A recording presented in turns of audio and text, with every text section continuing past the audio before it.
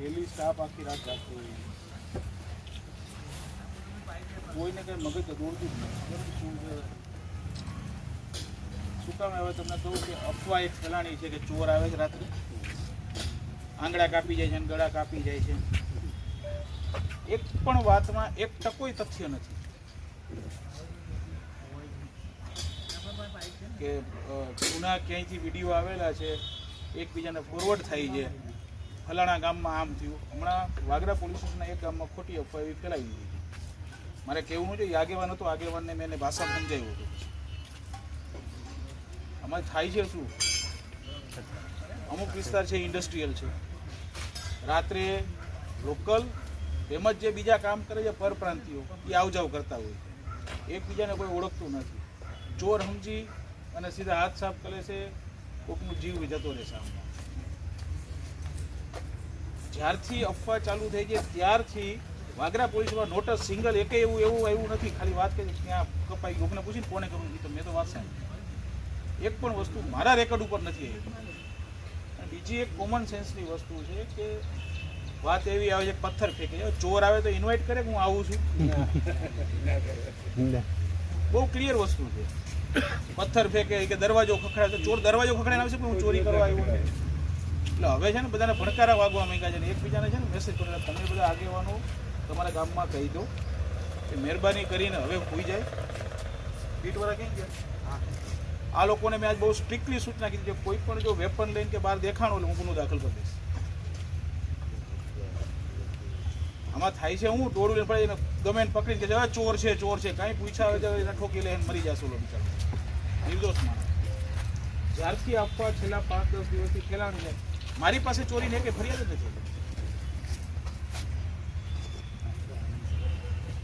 નથી જે પેલા વિડીયો આવે છે એ ખરેખર ખોટા છે બીજા બનાવના છે આમાં એડ કરી મૂકી દીધા છે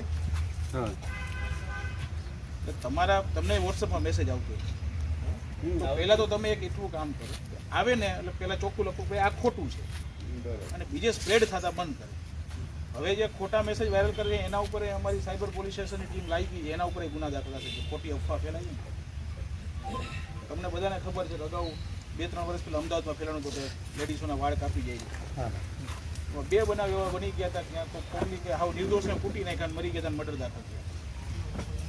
તમે બધા તમારા ગામમાં આજે જ કહેજો આજથી હું ગુના દાખલ કરી દઈશ બહુ ક્લિયર વસ્તુ છે આ લોકોએ ચોખ્ખી સૂચના આપી છે કે રાતે આ રીતનો ફોન આવે જે ઓલા લાકડીને લખે ને બધા ઉચકી લેતા હોય કોકનો જીવ જશે આમાં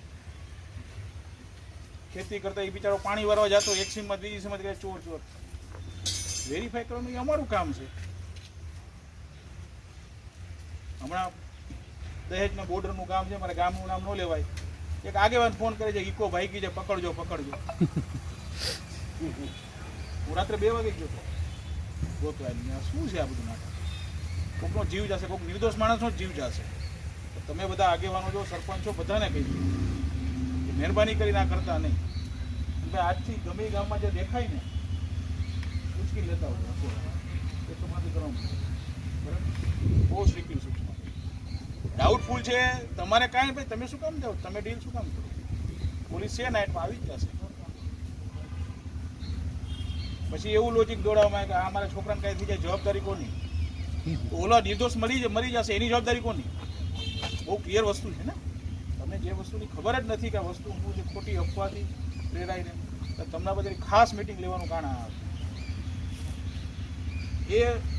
અને એવું નથી કે આપણા વાગરા પોલીસમાં આજુબાજુમાં હરેક પોલ્યુશનમાં ખોટી અફવા ફેલાય છે એ શું કરે એકબીજાના સગા રીતે અમારા ગામમાં આમ થયું અમે તો 5 જણા જાતી તો આપણા ગામમાં 5 જણા જાતી કંઈ એવું નથી આપણે તો ઠીક છે નથી ભરૂચ તાલુકામાં દાખલ થયું ક્યાંય નથી આમોદમાં લગભગ પરમ દિવસે મિટિંગ લેવાય છે અમારે ડેલી ડીઆર આવતો હોય કદાચ એવો બનાવ બન્યો તો તમને પહેલાં ખબર પડી હોય કે પોલીસ સ્ટેશને કાંઈક તો આવ્યું કે આવું છે એ કઈ જગ્યાએ નથી